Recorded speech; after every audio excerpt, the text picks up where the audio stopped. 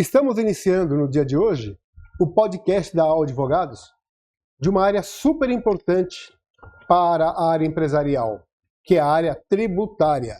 É a área que todo empresário sabe as consequências de um não planejamento, de um não compliance, de boas práticas, porque qualquer problema nessa área, os valores são relevantes, para não dizer que são absurdamente altos, né?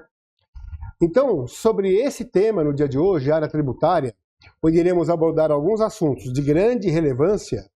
Obviamente que não dará tempo de abordar tudo hoje, mas iremos fazer como se fosse uma série. Estou aqui com a doutora Caroline, especialista do assunto, coordenadora da advocacia da AO Advogados, uma sumidade na área, que vai poder esclarecer, ensinar e também, de forma preventiva, ajudar as empresas e empresários a como evitar esses problemas. Não é, doutora Caroline? É isso mesmo.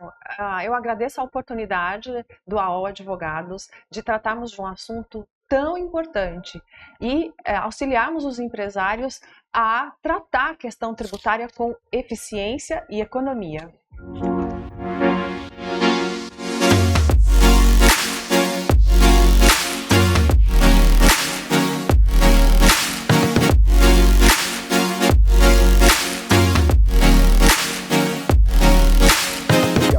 E nós iremos, então, começar a abordar de forma prática, como eu falei no início, do dia a dia dessa área tributária, porque todo empresário, toda empresa convive com um pesadelo, que é uma coisa chamada auto de infração. Esse exemplo que todo mundo, quando recebe, depois eu vou explicar também quais são as formas que o fisco se comunica hoje com as empresas, juntamente com a doutora Caroline. Mas esse grande vilão, esse problema que é enorme que as empresas recebem, tira o sono, realmente, de toda empresa, todo empresário. Por quê? Os valores são significativos, mais do que isso, quando pega mais do que 1 ano para fiscalizar, no mínimo 2 anos. Pior ainda, que a consequência tributária fiscal é exatamente também o crime tributário. As consequências que levam isso, que infelizmente chegam a fechar empresas. Então, diante disso, como esse exemplo aqui prático, que é um auto de infração, ele pode ser tanto estadual, federal ou municipal, eu vou colocar de forma prática como que chega um cliente no escritório, como que ele aborda e quais são os caminhos para que isso fique mais leve para você, empresário. Então, doutora Caroline, o empresário acabou de chegar. Ele chegou aqui no escritório agora, está aqui na mesa. Olha, minha empresa foi autuada. Estou buscando vocês, que são especialistas, para que me ajude. Esse exemplo aqui é um auto de infração federal. E com esse auto de infração, ele acabou de chegar, ele recebeu no dia de ontem. Ele sentou aqui no escritório, está com você, que é uma especialista. Quais são os primeiros passos? Ele está desesperado. Os valores, como eu falei agora no começo, são altíssimos. Então tá bom, recebi um auto de infração federal. O valor, cada um pensa aí a sua imaginação. Por favor. É muito importante se atentar para a data de recebimento desse auto de infração, porque ali vai delimitar uma série de direitos e deveres desse contribuinte. O doutor Alberto colocou muito bem que esse auto de infração foi recebido ontem. Isso demarca para a empresa o prazo que ela tem para responder esse auto de infração. E ele vai dar 3 situações. Ele vai permitir que o empresário se defenda, impugne, faça a sua defesa, recorra desse auto de infração, ou que ele pague esse auto de infração, ou que ele parcele. E o prazo para fazer isso, nas 3 esferas do governo, seja municipal, estadual ou federal, são 30 dias. Ou seja, o empresário recebeu um auto de infração, ele vai buscar um profissional habilitado, preparado para ajudá-lo. Então ele tem 3 situações. A primeira delas é impugnar o auto de infração em 30 dias. Exatamente. A segunda, ele pode pagar esse auto de infração. E a terceira, ele pode parcelar. Agora, a pergunta de, como que fala, de 1 milhão, né? Pergunta de... Que vale milhões. Pergunta Tá bom. de milhões. O empresário recebeu isso, não buscou um profissional, em 30 dias esse prazo expirou. Quais são as consequências? Olha, se isso aconteceu, isso deve ser evitado ao máximo, né? Por isso eu comecei falando que é muito importante se atentar para a data de recebimento. Mas, uma vez que tenha transcorrido esse prazo de 30 dias, sem que o empresário tenha tomado as medidas necessárias, esse débito ele será inscrito em dívida ativa e será ajuizada uma execução fiscal. Ele será agravado de 10% a 20% de honorários advocatícios da Procuradoria.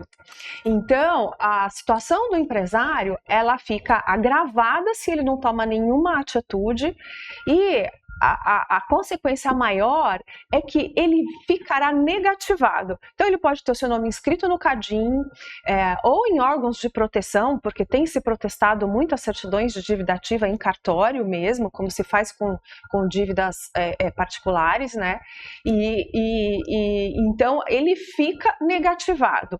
Para que ele suspenda essa negativação, tem que se fazer um depósito da quantia prevista no auto.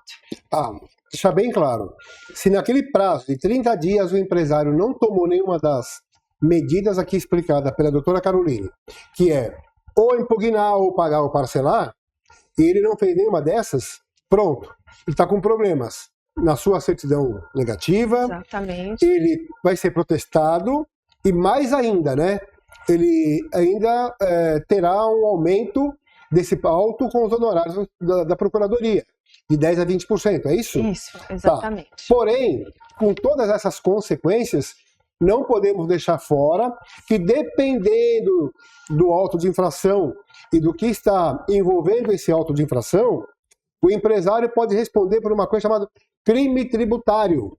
E o crime tributário, ele é apurado após esgotar toda a defesa administrativa.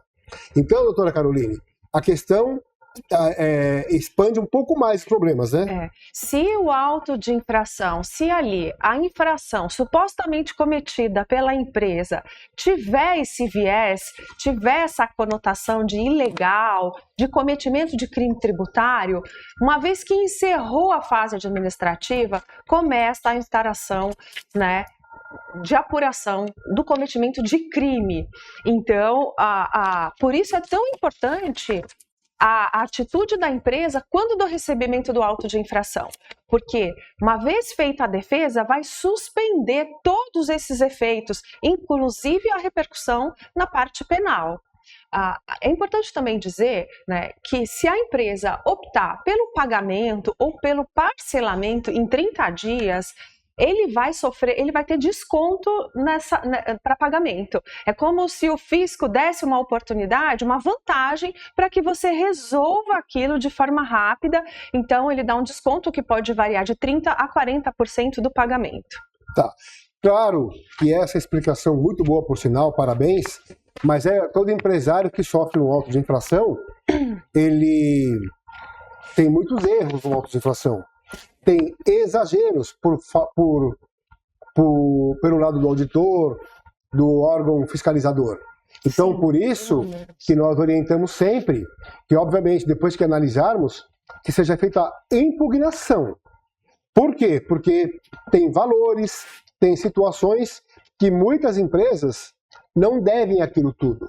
E, por outro lado, um profissional, um advogado, ele vai conseguir, que é especializado no assunto, conheça bem da parte tributária, da parte contábil, vai ajudar esse empresário para que esse auto de infração ou seja anulado ou seja reduzido ao menor valor possível. Não sendo possível isso, sim, o parcelamento ou pagamento se faz necessário para evitar o crime tributário. Mas tudo isso com uma ótima orientação da AO Advogados. E está aqui a especialista que sabe melhor do que ninguém como orientar os empresários. Doutora Caroline, mais um detalhe. Esse auto de infração, que estamos falando bastante aqui, essa situação que tira o sono de todos os empresários, já foi o tempo que o fisco aparecia na porta do cliente, batia na porta, ou até mesmo, até manda pelo correio hoje. Mas qual a forma de comunicação do fisco para com o contribuinte? Mais ainda, não só a forma, como o prazo e o que o contribuinte tem que fazer para ficar ligado nisso aqui ao receber um auto de infração, através do que você vai explicar. Ok. Hoje, em tempos de internet, né, e inteligência artificial, hoje a comunicação do fisco com as empresas é via domicílio eletrônico. Então, cada esfera tem, às vezes, um nome diferente para fazer essa comunicação. Então, a prefeitura, o governo do estado e o governo federal vai utilizar o certificado digital da empresa para enviar via domicílio eletrônico as comunicações. Inclusive, é por ali que o empresário recebe o auto de infração. Então, hoje, dificilmente você vai receber um auto de infração via carta, via correio. Ele vai ser enviado eletronicamente. E aí, precisa haver um monitoramento dessa caixa postal com muito zelo. Porque se transcorrer sem o acesso, a intimação se dá de forma automática em 15 dias, correndo então prazo total para a defesa daquela intimação em 45 dias. Por isso que é muito importante, como estamos falando do auto de infração, a questão daquelas possibilidades quando o empresário recebe isso, a orientação de um profissional habilitado e preparado.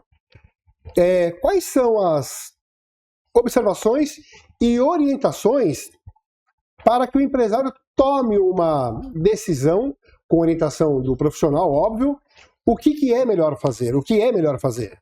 Né, doutora Caroline? É isso mesmo.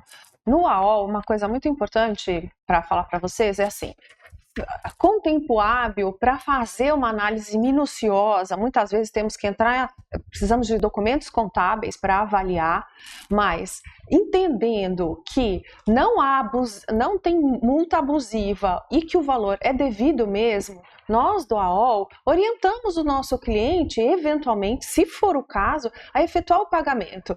Nós não queremos fazer a defesa de forma protelatória, considerando que ele pode perder um benefício de redução, né? Então, a gente avalia muito bem, sempre pensando naquilo que é melhor para a empresa e para o cliente, mas apurando, identificando que tem multa abusiva ou cobrança indevida ou a maior, é muito importante fazer a defesa na esfera administrativa.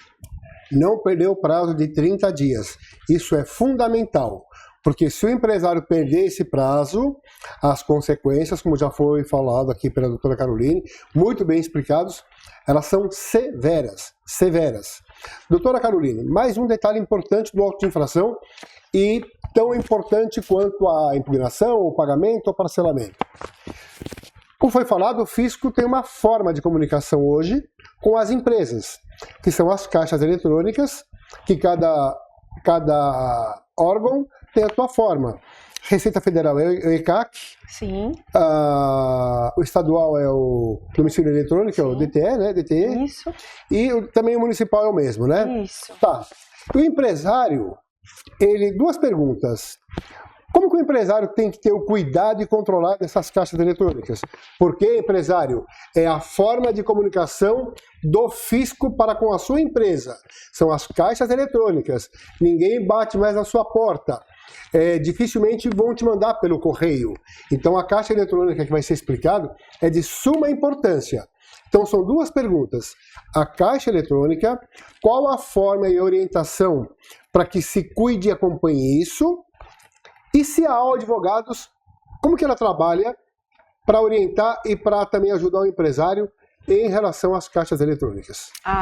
Eu gosto muito porque a gente tem muito cuidado e a gente orienta de forma preventivamente os nossos clientes a monitorarem a sua caixa postal. Hoje a comunicação do fisco para fins de auto de infração, termo de intimação, aviso de cobrança ou então um parcelamento com desconto é pelo domicílio eletrônico das empresas. Então, a nossa orientação é para que as empresas façam um monitoramento diário. No AOL, nós temos uma ferramenta que monitoramos diariamente todas as caixas eletrônicas dos nossos contribuintes, tanto na esfera municipal, estadual, quanto na federal. Ali a gente consegue acompanhar toda a comunicação do fisco com o cliente, podendo então nos antecipar às respostas, nos antecipar a eventuais autos de infração, orientando o nosso cliente o momento certo de fazer a abertura, porque uma vez que clica ali, você toma ciência e ali começa a contar o prazo.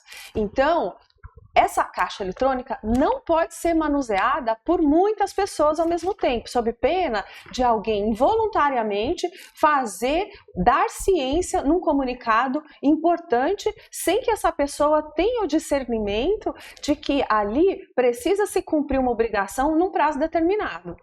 Então, a nossa orientação é que se contrate uma assessoria especializada com conhecimento sobre todos os aspectos ali envolvidos, para que não haja nenhum perecimento, para que não haja perda de prazo. Tem um ditado famoso na área do direito, que quem dorme, o direito não acolhe. E o exemplo das caixas eletrônicas passa muito por isso. Mas sabe por quê? O empresário, ele tem o seu dia a dia e o foco no seu negócio. Quem tem que cuidar disso são advogados, pessoas preparadas de confiança dele. A doutora Caroline me explicou há pouco, com mais detalhes, sobre essas caixas eletrônicas, como foi falado aqui, como que a AOL controla, ajuda as empresas, através do quê? Um double check. Não somos só nós orientamos que nós somos uma parte. Tem a empresa através do seu contador, de quem cuida internamente, e nós fazemos, como foi também explicado, através de um programa que nós temos, o acompanhamento diário. Qualquer notificação, qualquer intimação de qualquer órgão público que essa empresa recebe, quem nos contrata, nós fazemos o controle disso. Para quê? Para que a empresa possa, em tempo hábil, analisar, nós podermos estudarmos, dar o melhor caminho para o empresário e muitas vezes ajudar, ou anular, ou diminuir esse débito, esse auto de infração. Então, olhem a importância das caixas eletrônicas, olhem a importância de ter uma assessoria que acompanha, que orienta e, melhor, que faz a diferença. Isso é importante. Doutora Caroline, mais um detalhe importante sobre auto de infração. A Receita Federal, quando uma empresa é autuada e recebe um documento como esse aqui, a empresa, fora a sua defesa, se for o caso, fora tudo aquilo que é orientado, na Receita Federal, dependendo do valor do auto de infração, a Receita faz uma coisa chamada arrolamento de bens. O que é isso e por que se faz isso? Muito importante esclarecer que o arrolamento de bens é diferente, né, da penhora de bens. Embora as duas acabam provocando, né, trazendo um transtorno para o cliente, porque essas duas situações são gravadas no documento de propriedade desses bens. Então, quando essa dívida, esse auto de infração, ele é muito alto, ele ultrapassa 2 milhões ou ele ultrapassa o patrimônio, um percentual do patrimônio líquido da empresa, a Receita Federal também abre um processo de arrolamento de bens, aonde ela vai ali arrolar, descrever todos os bens da empresa. E se eles entenderem que houve o cometimento de infração penal, ilícito, ela vai incluir nesse rol de arrolamento os bens pessoais dos sócios, já ir se preparando para desconsiderar a personalidade jurídica da empresa e responsabilizar o sócio pessoalmente. Então, seja imóvel, seja automóvel, vai ser feita uma transcrição, uma averbação na matrícula desse imóvel ou perante o Detran desse bem lá cadastrado como arrolado num processo de cobrança. Perfeito, ótima explicação. Então, senhores empresários, olhem a importância de uma ótima consultoria jurídica. Exatamente. Nessa questão tributária, onde falamos sobre auto de infração estadual, municipal ou federal. Mais ainda, a importância de acompanhar as caixas eletrônicas, novamente sendo repetitivo, que é a comunicação do fisco para com a sua empresa. Os valores são exorbitantes. Então, quanto mais cedo tiver um trabalho preventivo, um trabalho de acompanhamento, orientação, você pode evitar isso aqui. Não sendo possível evitar, vamos buscar minimizar o impacto para a empresa, ou anulando ou reduzindo isso com menores valores, ou até mesmo, como a doutora Carolina explicou, não sendo possível nenhuma coisa nem outra, aproveitar hoje aquilo que o fisco oferece, que é a transação tributária. Você pagar um problema que foi gerado com auto de infração com grandes reduções. E isso é possível? Sim, com uma ótima assessoria e consultoria da AO Advogados. Exatamente. Doutora Caroline, qual a importância de um planejamento tributário? Já aproveitando essa pergunta aí, estendendo ela para duas subperguntas, qual a importância do planejamento tributário e qual a diferença entre elisão e evasão fiscal? É muito importante um planejamento tributário. Quem quer pagar imposto indevido e a maior? Então, se você quer ter uma economia tributária, uma eficiência tributária, procure um profissional como a OL, que está disposta a auxiliar você nisso. O planejamento vai avaliar o regime tributário ideal para a sua atividade, o local ideal da sua atividade, seja ela importação, ou indústria, ou comércio, ou prestação de serviços, fazendo com que você se aproveite de regime especiais que tragam economia tributária, eficiência tributária. Isso vai trazer maior competitividade para o seu negócio, né? E maior lucratividade. Muitas pessoas confundem a elisão com evasão. Elisão é lícito, evasão é toda artimanha ilícita para sonegar os impostos.